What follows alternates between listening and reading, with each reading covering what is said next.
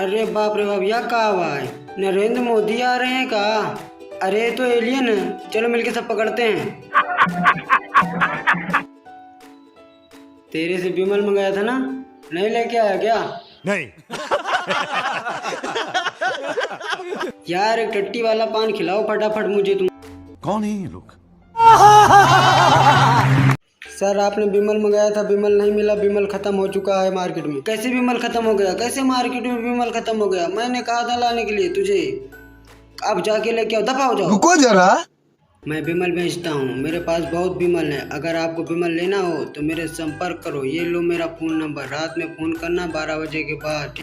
हाँ मुझे विमल चाहिए। कितने रुपए किलो है, कितने रुपए केजी है? फटाफट दाम बताओ तो। ठीक है मैं चलता हूँ, अगर कमला पसंद चाहिए तो अभी फोन करना, ठीक है?